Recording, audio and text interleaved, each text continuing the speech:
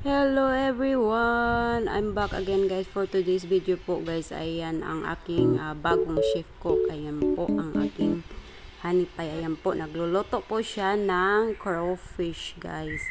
Na nilagyan po niya ng potatoes. Hindi ko po alam kung anong tawag sa nagluluto. Ayan, nilagyan po niya ng kamatis, ayan, or tomato, ayan potato.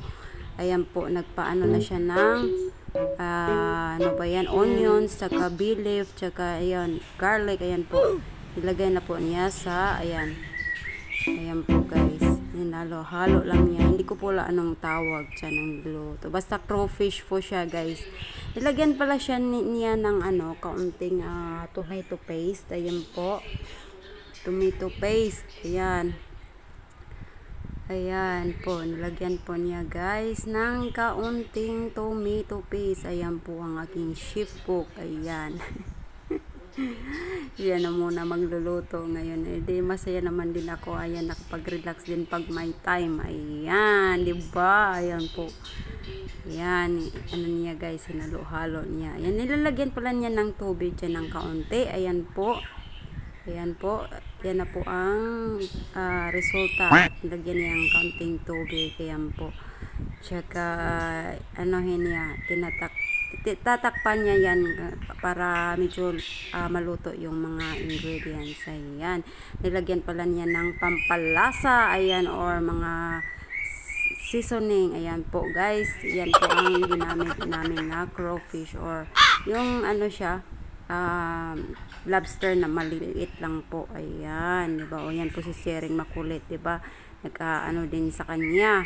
Ayan po, nilagay na po niya yung, yan po ang maliliit na crawfish. Ayan, lobster po yan. Kaso lang maliit. Ayan, maliliit na lobster or crawfish. Ayan, same lang siguro yan. Ayan po, tinikpan na po niya kung ano na bang okay na ba sa lasa. Ayan po. Tinikpan ko na rin yan. Ayan po, nahuli ko din si Siri na may ginagawa sa ibabaw ng pasaway talaga itong alaga ko. Nahuli ko sa refrigerator sa ibabaw. Ayan, nilagay niyang kaunting squid tsaka shrimp. Ayan po. Ayan. Masarap naman po guys. Ayan. Tapos ilalagay pala yan pagkatapos lahat iluluto namin sa pressure cooker. Ayan po. Niluto muna namin dyan. Tapos i-transfer namin sa pressure cooker. Ayan po. Tinransfer na po namin. Ayan.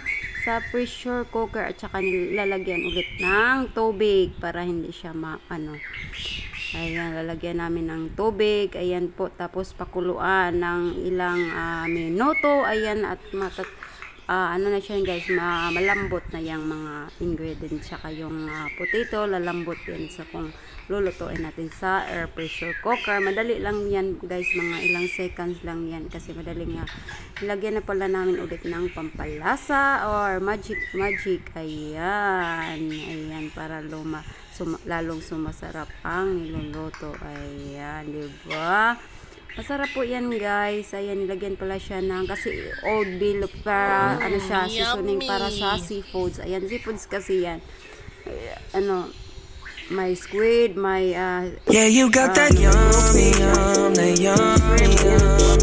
kanya guys. Ayan, ready to serve na po. Ayan ang ating niluluto na seafoods. Ayan, that's all for today's video guys. Sana nagustuhan niyo po ang niluluto ng